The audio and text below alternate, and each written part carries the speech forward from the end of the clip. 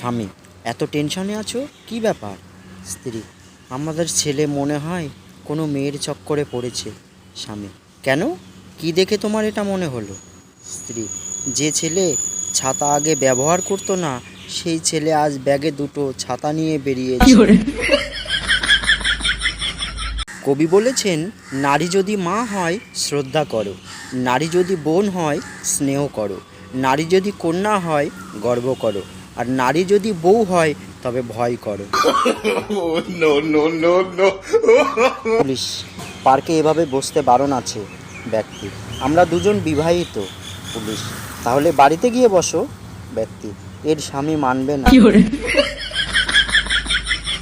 ভালোবাসা খুঁজতে বেরিয়েছিলাম, বাইরে চড়া রোদ, আখের রস খেয়ে বাড়ি চলে এসেছি। শীতকালে বিছানাতে শুলে মনে হয় মর্গে শুয়ে আছি, আর গরমে মনে হচ্ছে চিতায় শুয়ে আছি।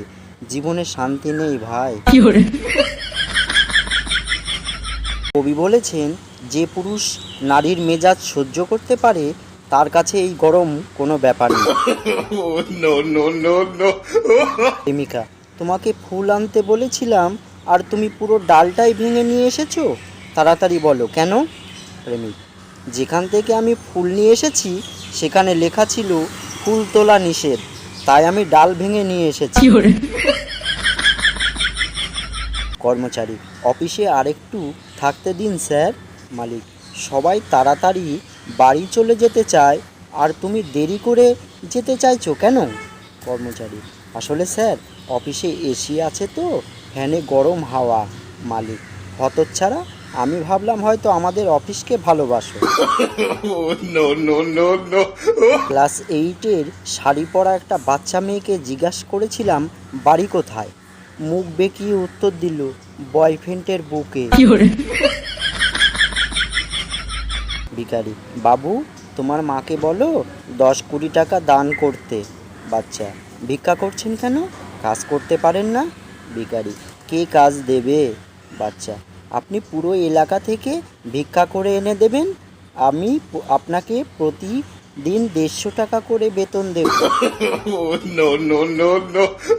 ছেলে: হাই, চিনতে পারছেন আমাকে? আপনার সঙ্গে আমার বিয়ের কথা চলছে। মেয়ে: হ্যাঁ বলুন। ছেলে: বলছিলাম, আমি যে টাকা মাইনে পাই বিয়ের পর তাতে কি আপনার চলবে? মেয়ে: আমার তো চলে যাবে, কিন্তু আপনি চলবেন কিভাবে? বাবা: শুনলাম তুমি নাকি কলেজে প্রেম করছো। ছেলে: না বাবা, আমি এসব করি না, আমি শুধু পড়াশোনা করি।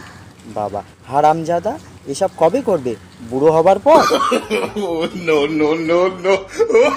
আমার প্রিয় ইউটিউব পরিবারের সদস্য সবাইকে জানাই বাংলা হাসির ভাণ্ডারের পক্ষ থেকে অসংখ্য ধন্যবাদ। সকলে ভালো থাকবেন, সুস্থ থাকবেন, আর জোকসগুলো শুনে কেমন লাগলো কমেন্ট করে জানাবেন। আর চ্যানেলটিকে প্লিজ সাপোর্ট করে যাবেন। যারা এখনও পর্যন্ত সাবস্ক্রাইব করেননি প্লিজ সাবস্ক্রাইব করে দেবেন। আজকে এই পর্যন্তই রাখছি, ধন্যবাদ সবাইকে।